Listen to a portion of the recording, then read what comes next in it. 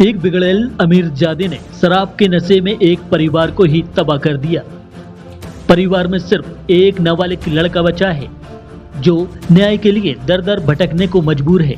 दरअसल जिले के जरुआखेड़ा चौकी इलाके में बीती 19 जून की शाम करीब 5 बजे शराब के नशे में चूर एक रईसजादे अमन बड़ला ने अपनी एक्सयूवी से 2 मोटरसाइकिलों को टक्कर मारी थी।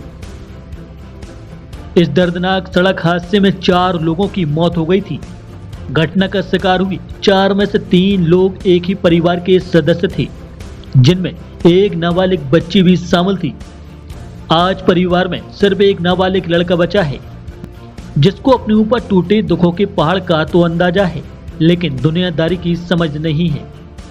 सभी समाज के लोग मिलकर इस संकट की घड़ी से उबारने में मदद कर रहे हैं, लेकिन हादसे के आरोपी को लेकर पुलिस के रवैये से लोगों में नाराजगी बढ़ रही है। गौरतलब है कि घटनास्थल पर प्रत्यक्षदर्शियों द्वारा लिए गए फोटो वीडियो में साफ तौर पर आरोपी अमन बड़ला की गाड़ी में शराब की बाटलें साफ दिखाई दे रही हैं। फिर भी घटना के बाद से ही आरोपी के प्रति पुलिस का रवैया बेहद नरम दिखाई दे रहा है। आज घटना को करीब 13 दिन बीत चुके हैं। गोरा गांव में मृतक राम नरेश ठाकुर के घर पर शोक सभा में उपस्थित क्षत्रिय समाज के साथ साथ कई अन्य समाजों ने पीड़ित के साथ हुए अन्याय के विरुद्ध आवाज उठाने की बात कही है। शासन से ये कहेंगे और माननीय मुख्यमंत्री जी से भी कहेंगे कि ऐसे लोगों के लिए सजा कड़ी से कड़ी हो, क्योंकि हमारी बात नहीं है और भी लोगों के लिए, और एक नहीं हमारे घर के भी 3 और एक लड़का मोकलपुर में भी जो है ना उसको भी उधर भी मारा है, और एक जो है ना अभी अस्पताल में है। हमारा तो पूरा परिवार पिछले साल पिताजी हमारे शांत हो गए थे, 3-4 साल से हम पिताजी के उसमें तो कम से कम कोई था, तो आज की डेट में तो हमारे पास कोई नहीं है। सब ये संज्ञान में और सभी के द्वारा जानकारी प्रतीत हो रही है कि जो वाहन चालक थे उन्होंने बड़ी घोर लापरवाही से वाहन चलाया, शराब पीते हुए चलाया, जिसमें गाड़ी में शराब की बाटलें इत्यादि भी प्राप्त हुई है। तो इस तरह का अगर ये जघन्य अपराध हुआ है तो इसके खिलाफ कड़ी से कड़ी कार्रवाई उन अपराधियों के खिलाफ अपराध के हिसाब से, बल्कि ये अपराध नहीं है महाअपराध किया गया है, तो उनको कड़ी से कड़ी कार्रवाई होना चाहिए। इसमें यदि किसी शासन प्रशासन का ढुलमुल रवैया हो रहा है तो इसमें निश्चित रूप से ये किसी एक समाज वर्ग का विषय नहीं है, ये पूरे समाज का विषय है, ये पूरे विश्व का, राष्ट्र का विषय है कि यदि इनके साथ कुछ गलत हुआ है तो उस रास्ते पर पूरा समाज चलता है, तो किसी के साथ भी इस तरह की घटना हो सकती है, तो उन व्यक्तियों के खिलाफ कड़ी से कड़ी कार्रवाई होना चाहिए। इसमें हम पूरे शोकाकुल परिवार के साथ में तन्मयता के साथ में खड़े हैं।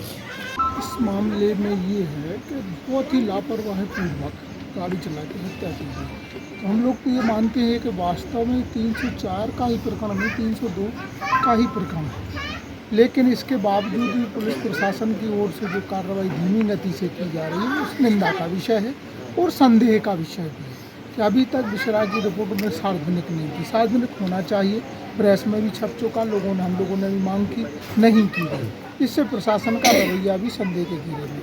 दूसरा, इतनी बड़ी जघन्य दुर्घटना के बाद भी प्रशासन ने, चाहे तहसीलदार, चाहे एसडीओ, चाहे कलेक्टर, किसी को आगे संबंधित परिवार को संवेदना देना चाहिए था, आर्थिक सहायता देना चाहिए। तो इसकी भी हम लोग मांग करते हैं कलेक्टर से कि त्वरित रूप से परिवार को आर्थिक सहायता दी जाए, विभिन्न योजनाओं में है जो है उनके तहत, और शासन की ओर से मुख्यमंत्री जी से भी मांग करते हैं कि इस परिवार को इस दुखद घड़ी में बहुत ही जल्दी एक अच्छी सहायता दी जाना चाहिए।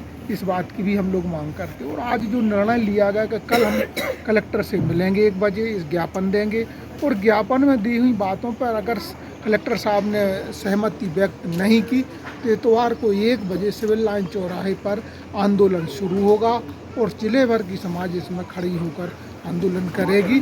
और जब तक हमारी मांगें पूरी नहीं होंगी उसमें सभी लोग उसका विरोध करते रहेंगे। इस प्रकार इतनी ये दुखद नहीं बल्कि महादुखद घटना है, और ये मात्र एक एक्सीडेंट नहीं है, ये मतलब एक अत्याचार पूर्वक की गई जघन्य हत्या है।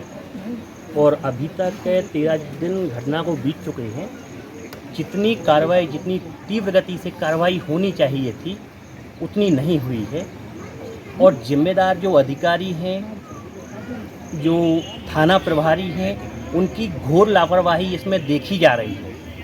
मीडिया आप लोगों के माध्यम से सारी चीज़ें सामने आ चुकी हैं कि जिस गाड़ी ने, जिस व्यक्ति ने एक्सीडेंट किया है, ये जघन्य अपराध किया है, उसकी गाड़ियों में शराब की बोतलें पड़ी मिली हुई हैं और जब्ती मात्र 2 बोतल की उन्होंने बनाई है।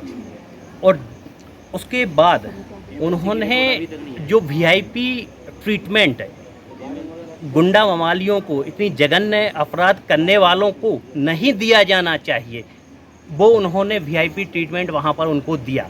पूरी समाज में ही नहीं, सिर्फ क्षत्रिय समाज में ही नहीं, बल्कि समस्त समाजों में इस घटना का रोष है, पूरे सागर में इस घटना का रोष है। ये